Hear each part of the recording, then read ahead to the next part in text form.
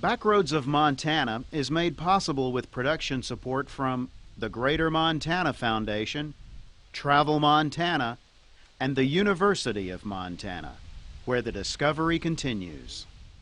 Virgelle, Montana was never a big town. 1917 saw its largest population, around 25 people. Virgille's history is a small part of Montana's homesteading era, a time when land was handed out free. If you could scratch out a living on this barren ground for a period of 5 years, it became yours. Today, the post office, the railroad, and most of the homes are gone, and Virgille is best described as a ghost town. But a handful of people still remain, people like Don Sorensen, whose grandparents settled near Virgille. Sorensen is the town's most notable entrepreneur and the area's only historian. Virgille was named after Virgil and Ella Blankenbaker. And they built the store building in 1912, and it was established mainly because of the railroad and the homesteading era, not because of river, but because of the homesteading era.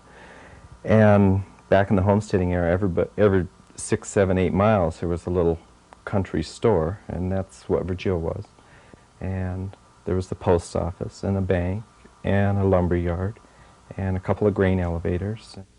That's all the local homesteaders traded here, and that was basically how it started.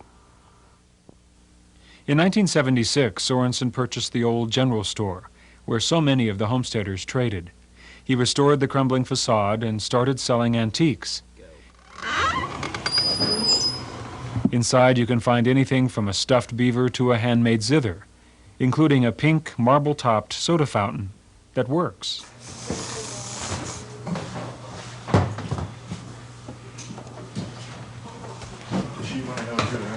That's the question. 15 years ago, the portion of the Missouri River that runs through Virgille was designated as wild and scenic. Sorensen decided to invest in a canoe service, and business boomed. To accommodate the growing number of antique shoppers and river enthusiasts, Sorensen converted the upstairs of the general store into an elegant bed and breakfast, with emphasis on the word breakfast. The egg puff is the Virgille egg puff. It's with Monterey Jack, cheese, scallions, and fresh mushrooms. This is monkey bread, and you're actually just supposed to take pieces of it and rip it apart and eat it. It's something that we make here. And the sausage is a homemade whole hog sausage, or I should say locally made whole hog sausage that Don has done just for the bed and breakfast. So there's lots more coffee, cream and sugars over there. Enjoy breakfast. Sorensen used his inexhaustible supply of antiques to furnish the bed and breakfast, giving weary travelers a taste of turn-of-the-century accommodations. Next, he moved in several of the original homesteader cabins. Each 8-foot by 10-foot shack has been fully restored, complete with wood-burning stove, and a history of the pioneer family that built it. I've got the history of who homesteaded them when they proved up on their land, and I've restored them and furnished them with period-type furniture from the homesteading era.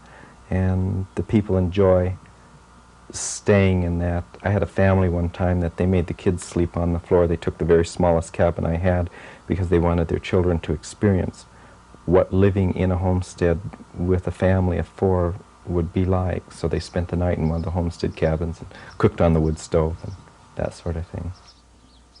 Sorensen's cabins demonstrate the hardships of the homesteading era.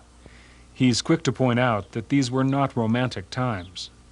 Both of my grandparents homesteaded in the area within 50 miles from Virgille. But the homesteading times were not pleasurable times for them. It's hard for them to talk about it. And you have to drag that out of them because it wasn't fun times. It wasn't the good old days, you know, that we talk about. It was survival. Sorensen wonders if running an antique store, a hotel, and a river excursion business can be any tougher than the work of his homesteading grandparents. When asked business hours, he replies, "When the sun comes up till when the sun goes down." Long hours for the man keeping one lonely Montana ghost town alive.